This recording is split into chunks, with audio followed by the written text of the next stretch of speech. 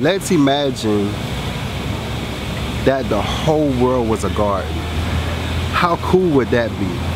That the idea that each particular place in the world has its own unique taste and its own unique variety. Even in your city, something growing on one side of town may taste different than something that's growing on the other side of town. We're gonna prove that the best things in life are free. So if the whole world is a garden, right?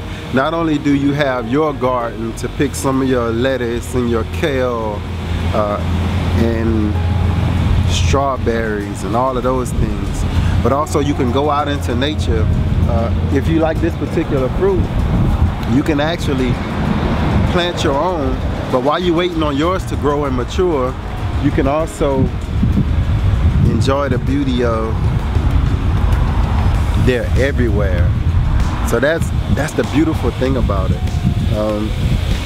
What we're gonna do is we're gonna show you how to put all of this together.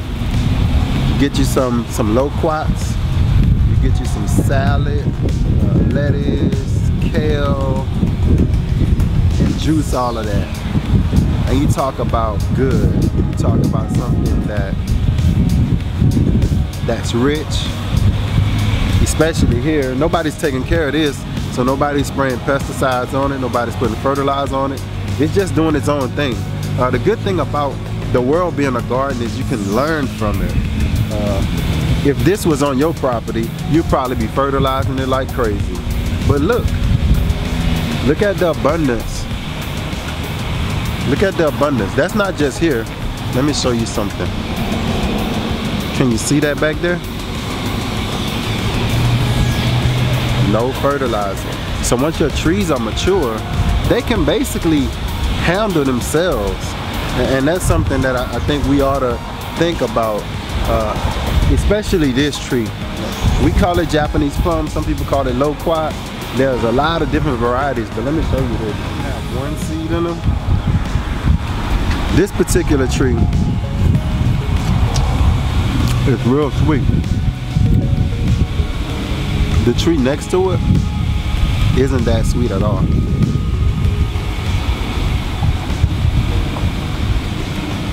You can drink juice for days.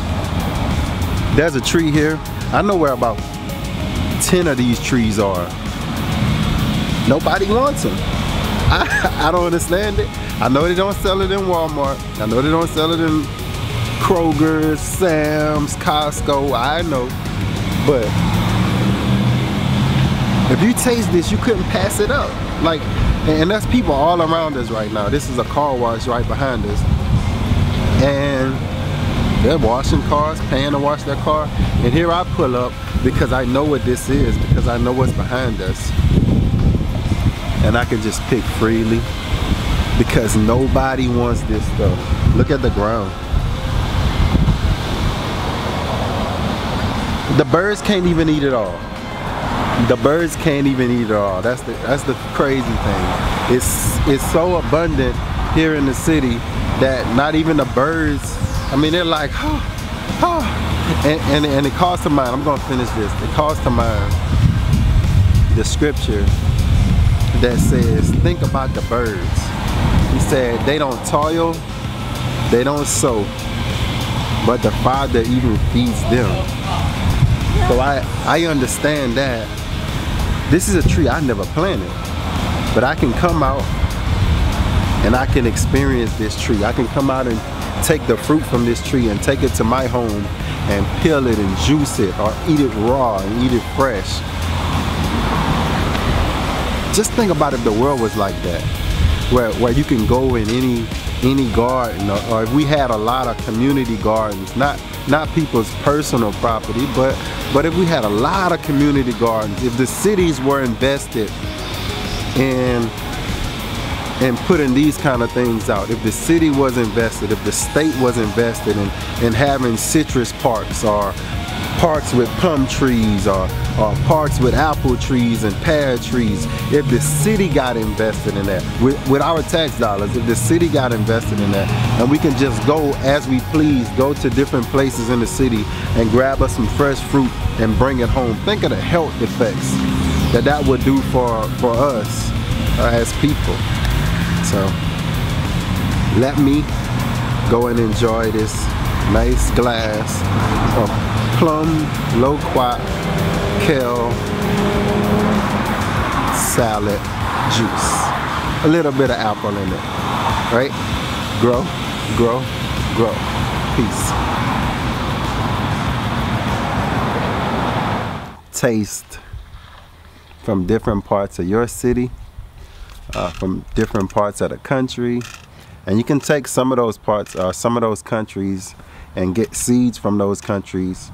Even if you have to use it as a perennial, meaning that you have to plant it every year, you can still enjoy some of those flavors, some of those tastes. You want some? Let's see if the baby likes it. She of course gonna like it.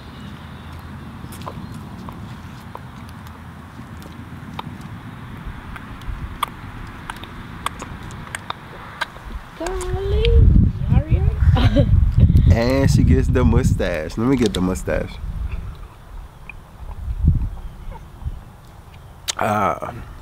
Say cheese. All right.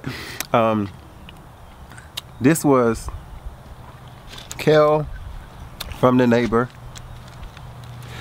Lettuce. I think this was called what they call this? Paris Island. That variety of lettuce, I believe. Loquats. And you saw where we picked those from, just out of the city. We don't even have one tree on our property that have loquats, but all the trees around the city are full, and nobody's. Yeah, want some more? And nobody's eating them. The truth is that you can grow all that kale.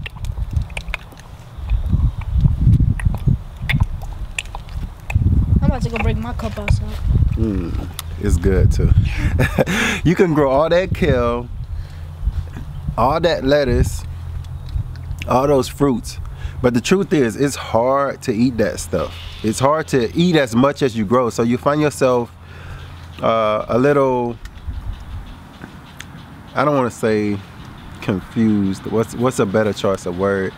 You find yourself frustrated because your things go to waste. So much goes to waste.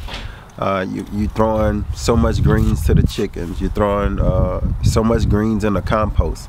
So truth is, you can't eat all of that stuff, right? The stuff we grow. You can give some of it away, but in the end, you give it away to your friends and families and go by their house, and they let it waste at their house, just like you let it waste at your house. So you can't eat all that stuff, but I guarantee you, you can juice all that stuff. All that stuff, I mean, that was a whole basket of greens right there. Kale and lettuce. It was a whole Bowl of fruits. Bowl of fruit. We still have another 3-gallon cut up loquats. We picked 5 gallons. Cut up, it turned to about 3.5 gallons. Enjoy your land, enjoy your life, and juice your food.